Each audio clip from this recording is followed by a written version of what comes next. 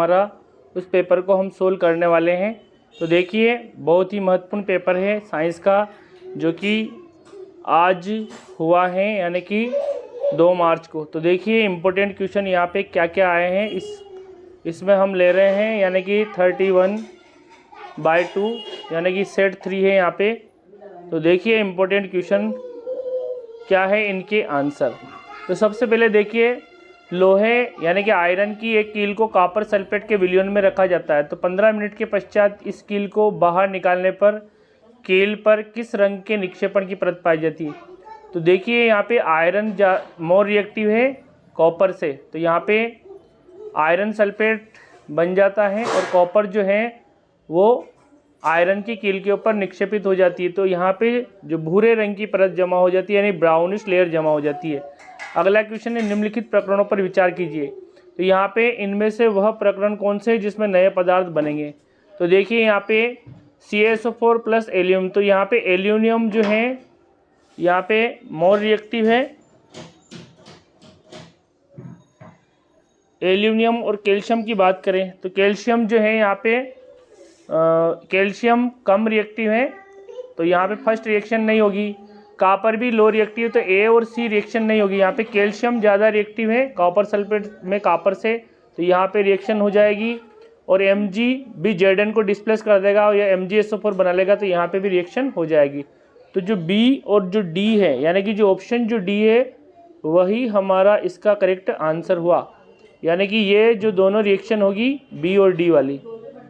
Next देखिए, नीचे दी गई कौन सी अभिक्रिया उष्मा शोषी अभिक्रिया, यानी किसमें उष्मा का अवशोषण हो रहा है।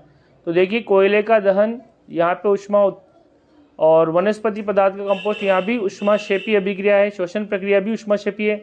लेकिन कैल्शियम कार्बोनेट का बिना बुझे हुए चूने यानी कि और CO2 में बदलना, तो ये जो D है, जैसे CaCO3 को हम गर्म करते हैं तो ये जो है ये उष्मा लेता है, यानी कि उष्मा को ग्रहण करता है, तो यानी कि ये उष्मा शोषी अभिक्रिया है। तो ऑप्शन जो D है वह करेक्ट आंसर, यानी कि CaCO3 कैल्शियम कार्बोनेट को जब गर्म करेंगे तो CaO calcium oxide plus carbon dioxide में ये टूट जाता है। अगला है, वह कौन सा ऑक्साइड जो HCl यानी कि एसिड के साथ ही साथ KOH यानी कि क्षार के साथ अभिक्रिया करके लवण और जल बनाता। तो देखिए एम्फोटेरिक जो ऑक्साइड होते हैं वो एसिड और बेस दोनों के साथ क्रिया करते हैं। तो यहाँ पे एम्फोटेरिक ऑक्साइड है जिंक का ऑक्साइड प्लस एल्यूमिनियम का ऑक्साइड, तो यहाँ पे हमारा एल्यूमिनियम का ऑक्साइड आ जाएगा, क्योंकि यहाँ पे जिंक का ऑक्साइड दिया हुआ नहीं है। अगला, इमली का रस नीले लिटमस को लाल कर देता है, यानी कि एसिडिक नेचर का है। और इसमें इस अम्ल में इसके अंदर कौन सा अम्ल उपस्थित है। तो देखिए इमली के अंदर टार्ट्रिक एसिड होता है, इमली के अंदर टार्ट्रिक एसिड। तो यहाँ पे हमारे करेक्ट आंसर आ गए हैं पाँचों क्वेश्चन के। नेक्स्ट हम देखते हैं, यहाँ पे इंग्लिश में भी दिया हुआ है, इसको भी अपनों ने कर ही दिया यहाँ पे। तो देखिए यहाँ पे ये ऑप्शन B और D करेक्ट है, यानी कि जो D वाला ऑप्शन हमारा करेक्ट आंसर। यहाँ पे ब्राउनिश कलर हो जाता है। An iron nail is placed in a solution of copper sulphate, the nail is taken out after 15 minute 15 minute, the nail will be found. या which of the following reaction is endothermic, तो endothermic reaction जो है वो D वाला है। साथ ही साथ इसमें एम्फोटेरिक ऑक्साइड, एल्यूमिनियम का ऑक्साइड एम्फोटेरिक ऑक्साइड का उदाहरण है। और यहाँ पे टेमेरिंड यानी कि इमली के अंदर टार्ट्रिक एसिड पाया जाता है। नेक्स्ट क्वेश्चन देखिए, नेक्स्ट क्वेश्चन है यहाँ पे, कार्बनिक यौगिक को सहजातीय श्रेणियों में दिए गए कथन पर विचार कीजिए। तो सभी उत्तरोत्तर श्रेणियों में CH2 इकाई का अंतर होता है, ये बिल्कुल करेक्ट है। आणविक द्रव्यमान यानी कि मोलिकुलर जो मास है उसमें ग्रोथ होने पर मेल्टिंग पॉइंट और बॉइलिंग पॉइंट ग्रोथ होते हैं, ये भी सही है। 2 क्रमागत सदस्यों के आणविक द्रव्यमानों के बीच 16 यूनिट का अंतर, तो ये गलत है, 16 यूनिट का अंतर नहीं होता है। देखिए एक CH2 का अंतर होता है, तो एक कार्बन का मोलिकुलर मास होगा 12 प्लस हाइड्रोजन का होगा 2, तो यानी कि जो टोटल जो अंतर होगा वो 14 का अंतर होगा, यानी 14 का अंतर होगा। तो यहाँ पे C जो है वो रोंग है, और यहाँ पे CH2 और C3H4 ये एल्काइन की श्रेणी के सदस्य हैं, बिल्कुल सदस्य हैं। तो यहाँ पे सदस्य नहीं है लिखा हुआ, तो ये गलत लिखा हुआ है। तो यहाँ पे A और B हमारे करेक्ट आंसर, यानी कि ऑप्शन जो A है वही हमारा करेक्ट आंसर हुआ। नेक्स्ट देखिए, निम्नलिखित अभिक्रियाओं के बारे में सही कथन चुनिए। तो देखिए यहाँ पे निम्नलिखित अभिक्रियाओं में सही कथन चुनिए। तो देखिए यहाँ पे SO2 जो है उपचायक का काम कर रहा है, और जबकि H2S यहाँ पे अपचायक का काम, एक तो यहाँ पे ऑक्सीडाइज एजेंट है और एक रिड्यूसिंग एजेंट है, यानी कि जो ऑप्शन सी है वो करेक्ट आंसर है। और यहाँ पे जो लीव्स दी हुई है ये ब्रायोफिल्म की है, जो कि यहाँ पे वेजिटेटिव प्रोपेगेशन होता है ब्रायोफिल्म में। और नेक्स्ट है उस ग्लैंड को चुनिए जिसमें जोड़े में नहीं पाई जाती। देखिए यहाँ पे ओवेरी भी जोड़े में पाई जाती है, किडनी भी, एडिनलिन भी पाई जाती है, टेस्टिस भी पाई जाती है, जो कि पिट्यूटरी ग्लैंड, यानी कि जो ऑप्शन जो ए है वो हमारा करेक्ट आंसर। तो यहाँ पे ए हो जाएगा, यहाँ पे हो जाएगा डी, यहाँ पे हो जाएगा सी, और यहाँ पे हो जाएगा ए। तो ये हमारे चारों जो है क्वेश्चन इनके आंसर हुए।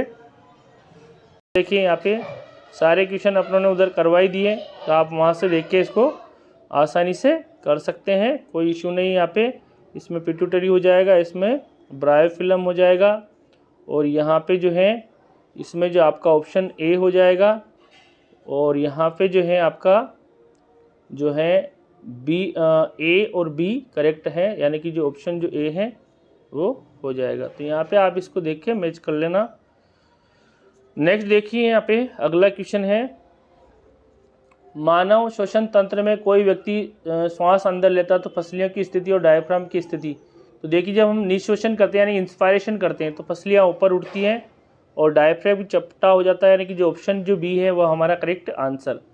अगला है, मानव हृदय के विषय में निम्न में से कौन सा कथन राइट है। तो यहाँ पे हमें राइट कथन को बताना है, यानी कि कौन सा कथन सही है। तो देखिए यहाँ पे जो बी और सी जो है वो करेक्ट आंसर है, यानी कि जो सी ऑप्शन है वो करेक्ट आए, क्योंकि यहाँ पे बी और सी में क्या दिया हुआ है, बाएं आलिंद, यानी कि जो हमारा जो लेफ्ट एट्रियम है, बाएं आलिंद में बाएं आलिंद बाएं नीले को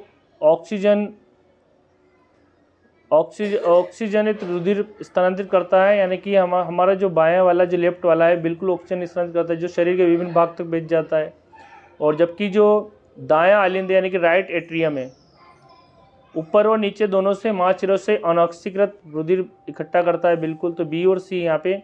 जबकि डी में दिया हुआ है बायां आलिंद महाधमनी को ऑक्सीजनित, तो बायां आलिंद जो है इसमें ऑक्सीजनित ब्लड होता ही नहीं है, इसके अंदर डीऑक्सीजनाइड ब्लड होता है। तो यहाँ पे जो हमारा करेक्ट आंसर बी और सी हो जाता है।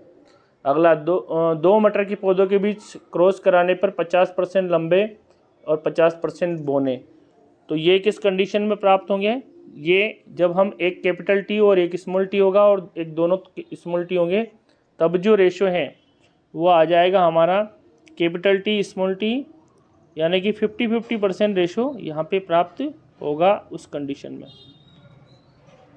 नेक्स्ट देखिए यहाँ हम देख सकते हैं आई का मान यहाँ पे सबसे कम है, जब धारा कम होगी तो प्रतिरोध का मान सबसे ज़्यादा होगा, और यहाँ पे प्रतिरोध यानी कि R3 का सबसे ज़्यादा है, उसके बाद धारा बढ़ रही है तो प्रतिरोध जो है, और यहाँ पे सबसे ऊपर धारा सबसे ज़्यादा है तो प्रतिरोध का मान सबसे कम है। तो यहाँ पे जो सबसे कम जो प्रतिरोध है वो R1 का होगा, तो यानी सी ऑप्शन जो है वो हमारा यहाँ पे करेक्ट आंसर निकल के आता है। नेक्स्ट देखिए यहाँ पे ये क्वेश्चन हमने करवाई दिया, यहाँ पे आप इसमें जो फ्लैटेंड हो जाएगा और यहाँ पे बी और सी हो ही जाएगा, यहाँ पे कैपिटल टी स्मॉल टी और यहाँ पे सी वाला ऑप्शन। नेक्स्ट देखिए यहाँ पे अगला क्वेश्चन है, 5 सर्वासंग प्रतिरोधों के नेटवर्क का जिसमें प्रत्येक प्रतिरोध जो है 1/5 है, अधिकतम प्रतिरोध कितना हो सकता है। तो इसमें अधिकतम अपन इसको सीरीज में जोड़ेंगे तब होगा, तो सीरीज में जोड़ेंगे तो R1 R2 R3, तो यानी कि सबको जोड़ते जाएंगे तो 1/5 प्लस 1/5 प्लस 1/5, तो पाँचों को जोड़ने पर यहाँ पे फिर हम एलसीएम लेंगे तो नीचे 5 आ जाएगा और ऊपर जो है वो भी 5 आ जाएगा, तो 5 से 5 काटने पर जो टोटल जो हमारा आंसर 1 ओम आ जाएगा। निर्वात में प्रकाश की चाल 3 × 10⁸ है, और प्रकाश की जो यहाँ पे किसी माध्यम प्रकाश की चाल दी हुई है यहाँ पे, तो यहाँ पे इसको अपन निकाल सकते हैं म्यू बराबर C/V, और C का मान यहाँ पे 3 × 10⁸ रखेंगे और V का मान माध्यम में रखेंगे 2.25 × 10⁸, तो 2.25 का हम जब 3 में भाग देंगे तो हमारा जो करेक्ट आंसर आ जाएगा 4/3, जबकि 10⁸ से 10⁸ कट जाएगा।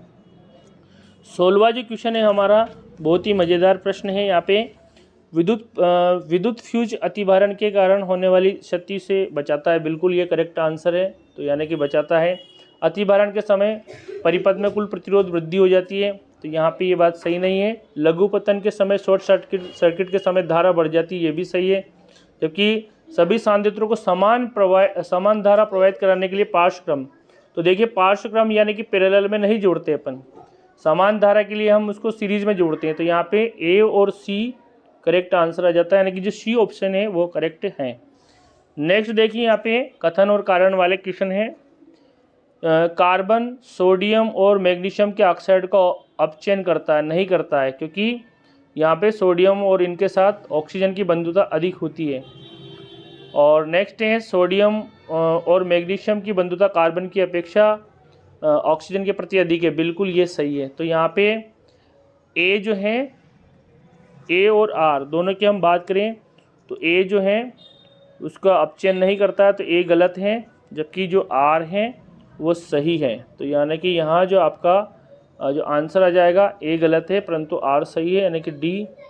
नेक्स्ट हम क्वेश्चन देखते हैं।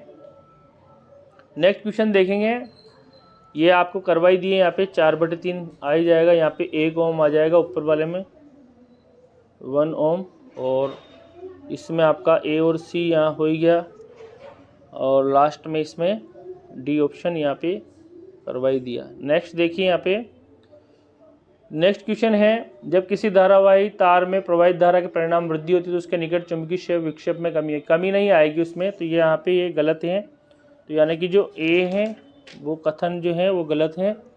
लेकिन यहाँ पे हम बात करें किसी धारावाही चालक निकट स्थित किसी बिंदु पर चुंबकीय क्षेत्र की तीव्रता धारा में वृद्धि के साथ बढ़ती है, धारा में वृद्धि के साथ बढ़ती है। तो यहाँ पे भी जो हमारा जो है डी ऑप्शन आएगा। अगला, आकाश स्वच्छ आकाश नीला प्रतीत होता है, तो ये बात बिल्कुल करेक्ट है। और नीले रंग के प्रकाश की तरंगदैर्घ्य लाल रंग के प्रकाश तरंगदैर्घ्य की तुलना में अधिक होती है। तो देखिए नीले रंग की तरंगदैर्घ्य अधिक नहीं होगी, लाल रंग की तरंगदैर्घ्य अधिक होती है, जबकि नीले रंग की तरंगदैर्घ्य लाल रंग के प्रकाश के तरंगदैर्घ्य की तुलना में अधिक होती है, और यह ऊपरी वायुमंडल में अधिक प्रकीर्णित होता है।